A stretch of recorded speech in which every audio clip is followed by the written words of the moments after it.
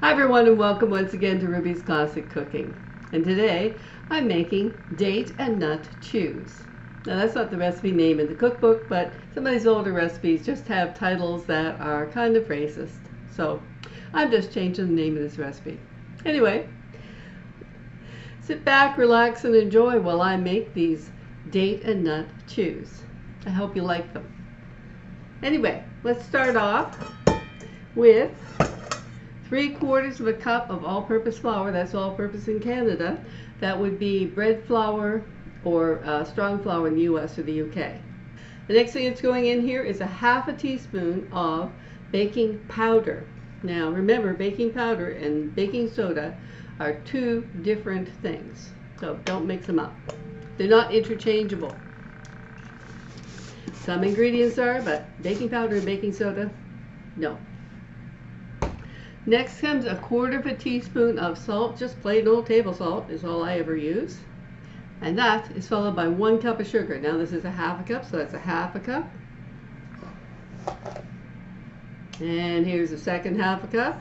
1/2 cup of 1/2 cup equals 1 whole cup. I use math all the time in the kitchen. Because what that means for me is I don't have to find a 1 cup measuring cup to measure a cup of sugar. I could just use a 1/2 cup twice and there you go. I know I have a cup. Now what it says to do is blend or sift these together. Well, I'm going to blend them because I don't own a flour sifter anymore. If you do and you want to sift them together, you go right ahead. My mother used to have a flour sifter because, well, you know, sometimes her flour had lumps in it. Now that they've kind of done things to flour, now it doesn't clump together like it used to in the good old days.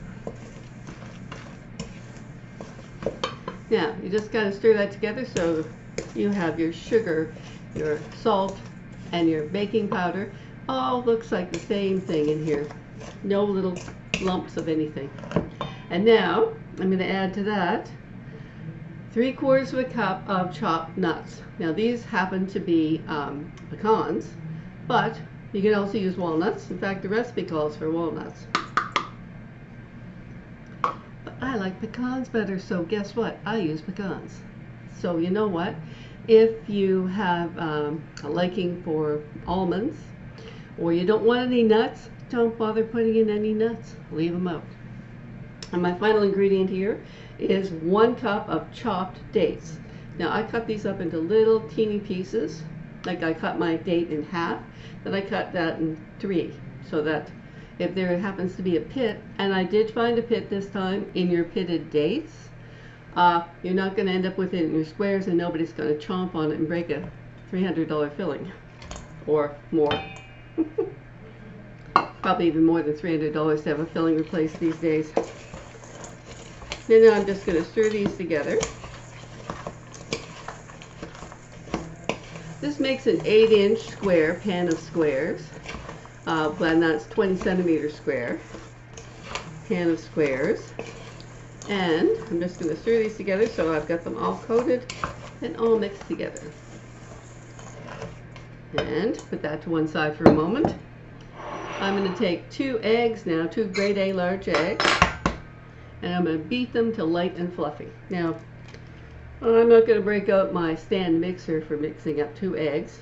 I'm not even going to get out my handheld mixer for that. I'm going to use my bowl. I'm going to use a fork. But if you want to use a stand mixer, or you want to use your handheld mixer, or even your stick mixer, go for it. Alright, I've just got my 2 eggs in here. And I'm just going to give them a good hard beating up here until they're nice and light and fluffy. I have a stick blender I probably should use for this. It's got a nice little wire whisk on the end, and that would make a nice heat until nice and, beat until nice and light and fluffy. But I'm just being lazy today and using a bowl and a fork. Get a little wrist action going here. Light and fluffy. Now this goes into my main bowl, like so. These 2 beaten eggs go into my main bowl, and I'm just going to stir them up with my wooden spoon and Get all of my flour absorbed and mix my nuts and my chopped dates together evenly.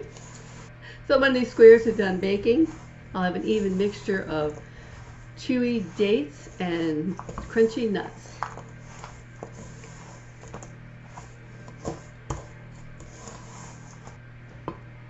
And there's what it looks like. I didn't really think it would absorb all that flour either, but you know what? It did. And look at that. It looks like a nice ooey gooey batter, doesn't it? Into my greased pan.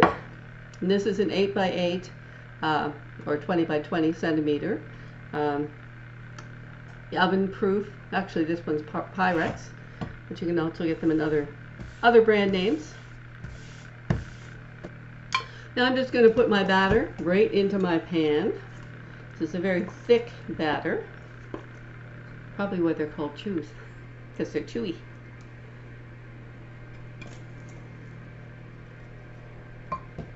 And I'm going to scrape my bowl. Don't leave any of this delicious goodness here in the bowl. And I'm going to spread this around to the four corners.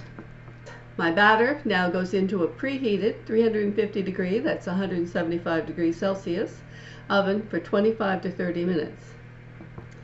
And when they come out, they should be ooey gooey, date filled, and nutty flavored squares. It's supposed to make 24 squares. I don't know how many squares I'm going to end up with. That all depends on how you cut them. I'm just going to spread this out so it makes a nice even layer over the bottom of my pan. And there you go. I'll be back in a half an hour to show you my gorgeous, delicious looking squares, all fresh and hot from the oven. Well, I hope you enjoyed my video today, and I hope that you will like, subscribe, leave a comment below, and maybe check out some of my other over 120 videos that I've got on my YouTube channel. But for now, and I hope you'll come back and see me next time on Ruby's Classic Cooking. Bye for now.